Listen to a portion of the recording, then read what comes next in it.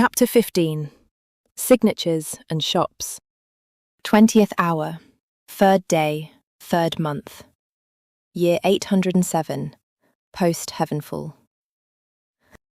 1, 2, 3, 4, 5, 6, 7, 8. 1, 2, 3, 4, 5, 6, 7, 8. Emtak Krivsan clapped his scaly hands as he watched the students dance the instructed steps in rhythm.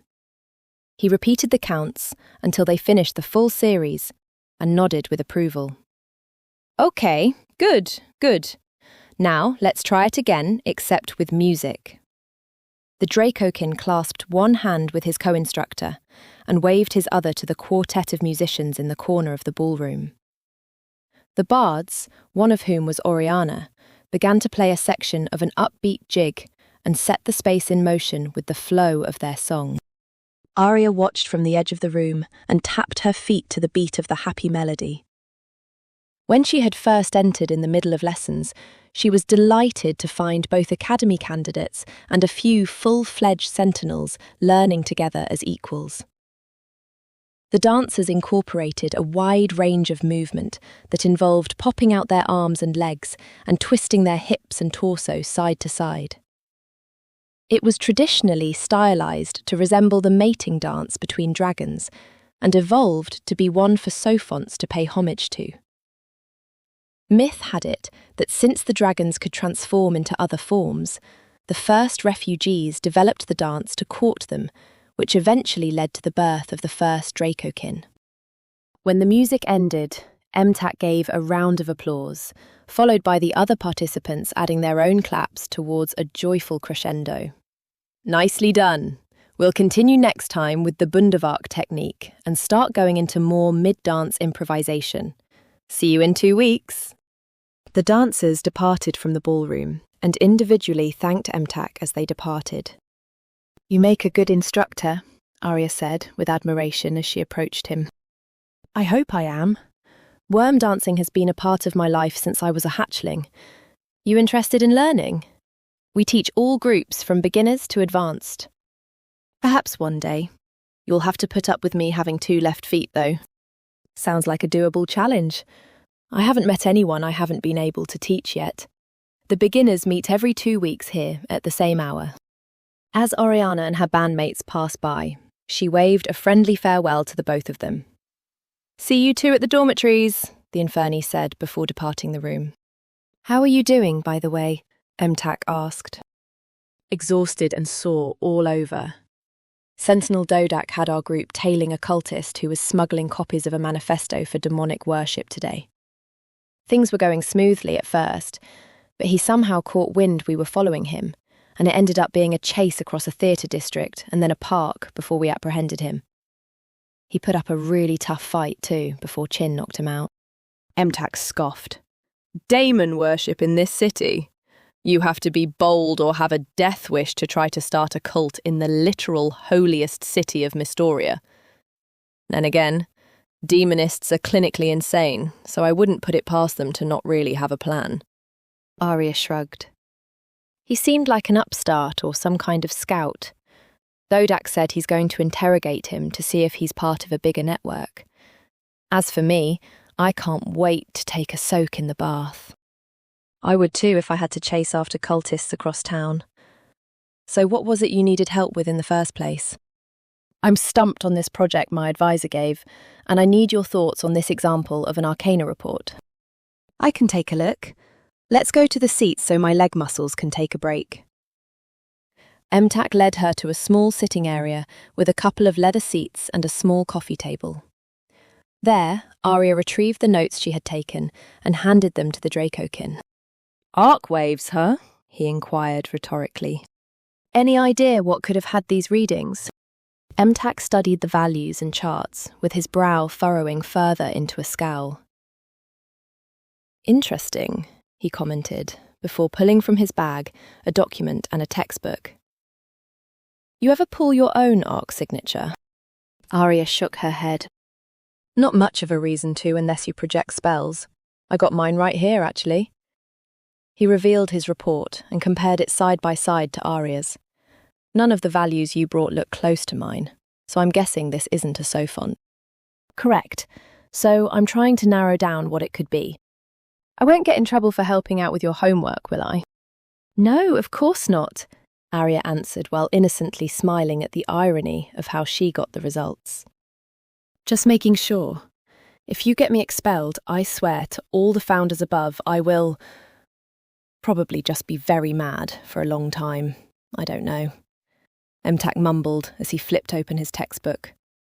Sentinel Eisen has us studying arc patterns right now, so this tome helps identify what group of creatures the waves could fall under.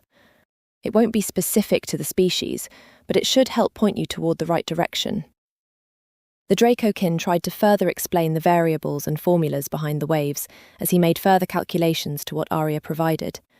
Eventually, they both agreed to let Emtak work solo due to her inability to follow along. To both of their astonishment, it took less than another 10 minutes for him to arrive at a relevant spot in the book.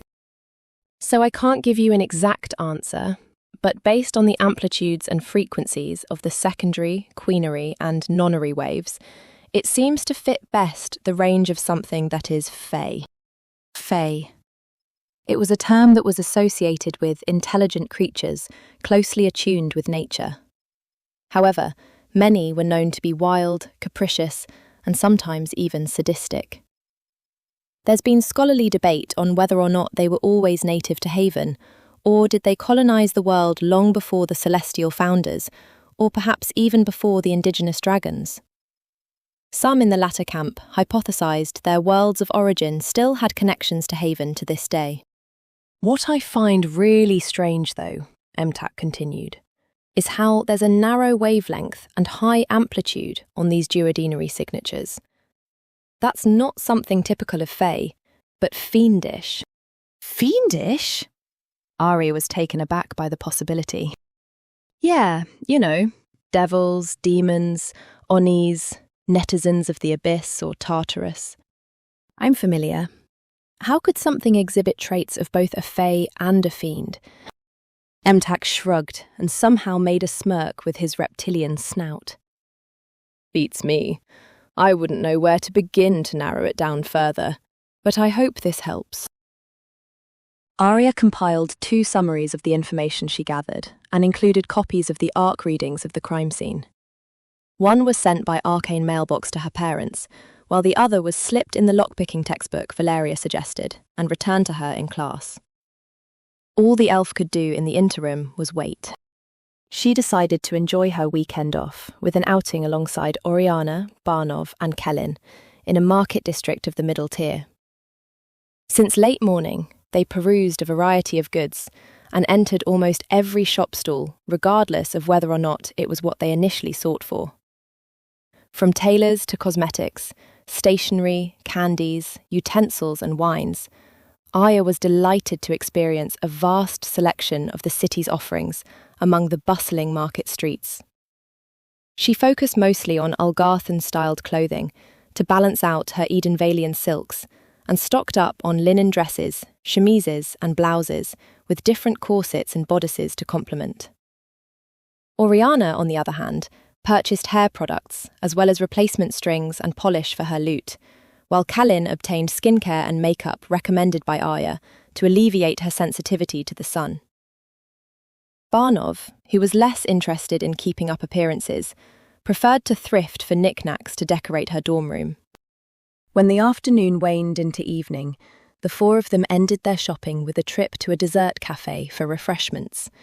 It was a location recommended by Oriana before and seemed like a popular choice based on the moderate commotion of activity. The interior was a stark white, with dark lines of paint depicting the edges of furniture in a simple cartoon style, with illusionary windows to simulate a moving landscape sharing similar motifs. Despite the whimsical decor, it was not enough to distract them from noticing most of the patrons were without orders. Still a lot of people waiting? Kellyn craned her neck to eye the other tables. It didn't take this long the last time I was here. I'm guessing they're understaffed today, Oriana noted with a forlorn sigh. I'm so thirsty, Barnov groaned. I should just ask for water, but I also want my pie and coffee. I deserve it after carrying all this stuff across town. You're the one who wanted to buy your heavier things earlier, instead of waiting until the end of the day, Oriana scoffed. You don't understand the rush of antiquing and flea markets. These things could have been snatched up by anyone and be gone forever. If you see something you really like at one of these places, you buy it and don't wait. You picked up a bulky wooden mirror and then asked us for help carrying candlesticks. And that's with knowing the fact our rooms already have a full-length mirror. I'm not going to be living in the dorm forever. Besides, it's a very well-carved and beautifully designed frame. Look at the detailed craftsmanship of these patterns. It's badly chipped on multiple sides, though. Barnov brushed her finger on the damage as the mirror leaned up against the wall. It's nothing some wood putty and sanding can't fix. I'm pleasantly delighted how different the antiques available here are compared to Eden, Ariya noted.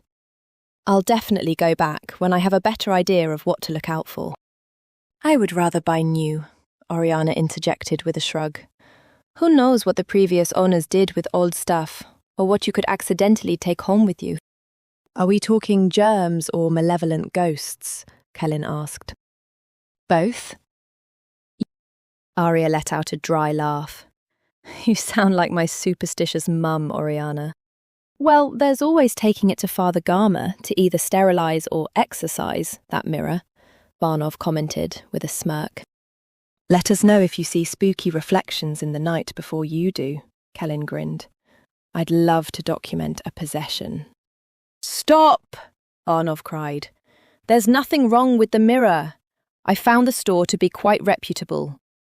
Ooh, Kellyn mimicked a poltergeist as she gently rocked the mirror. Before Barnov could be riled up any further, a human waiter arrived with their orders and began passing their food and drinks around. Sorry for the long wait time.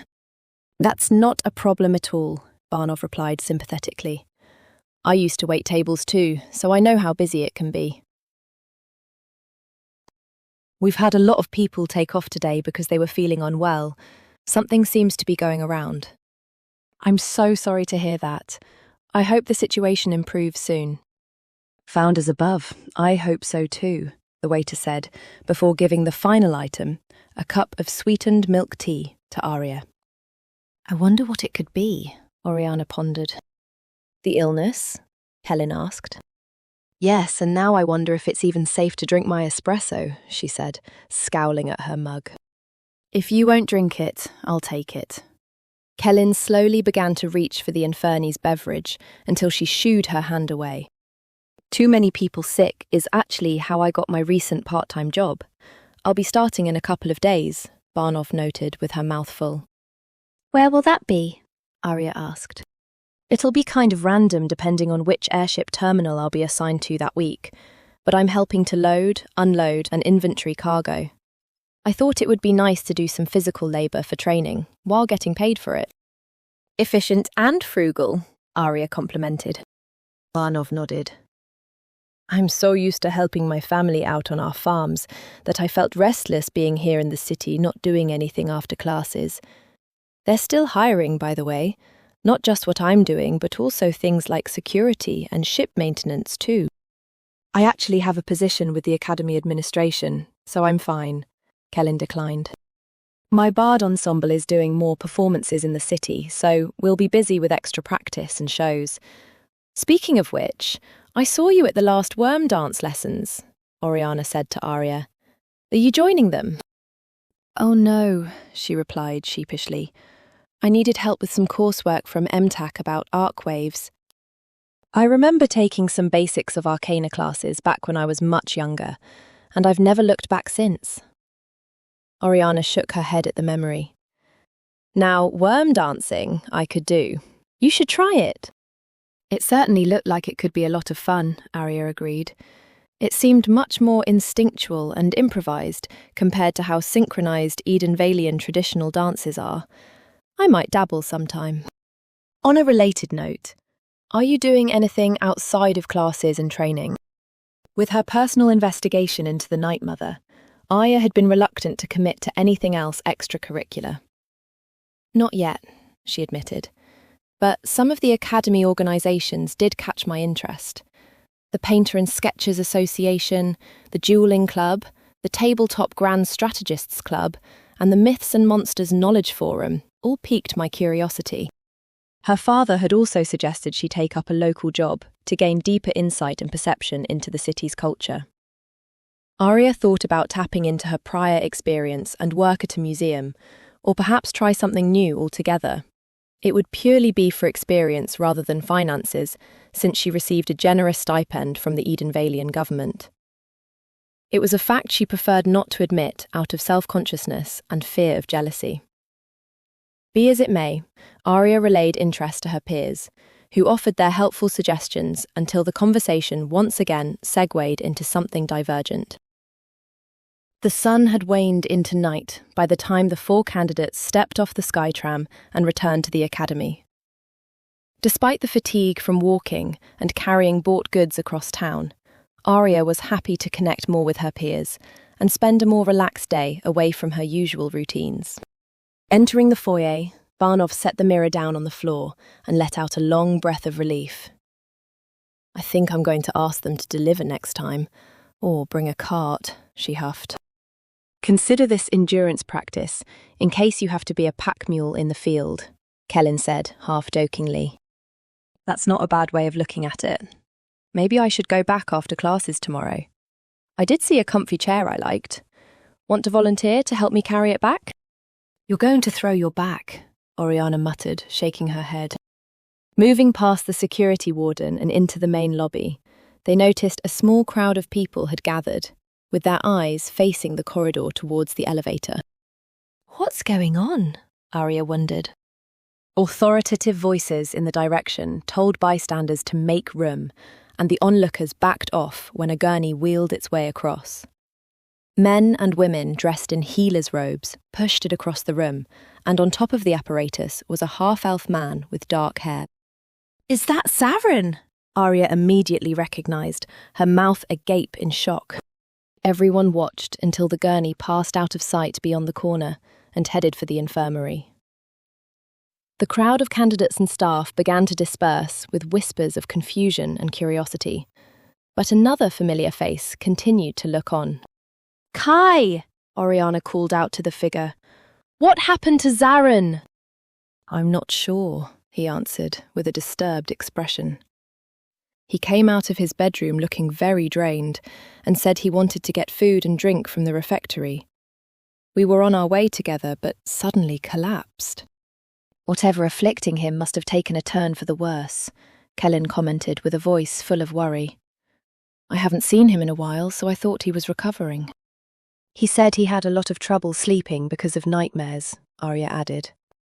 "Something similar just happened to someone I know too," a nearby candidate injected. "My team's ranger had been suffering from consecutive bad dreams and couldn't sleep until he suddenly collapsed one day in the middle of exams. I thought it was from pulling all-nighters studying." "Could it be something contagious?" Oriana gasped as she started to bring up her arm to cover her nose and mouth. "If it is, I wonder if it's affecting other parts of the city," Varnov said while considering the short-staffed cafe and airship dock workers. The candidates continued to stare down the corridor to the infirmary in silent concern that they could be next. Unfortunately, there was nothing else they could do besides hope nightmares would not plague their minds as they slept.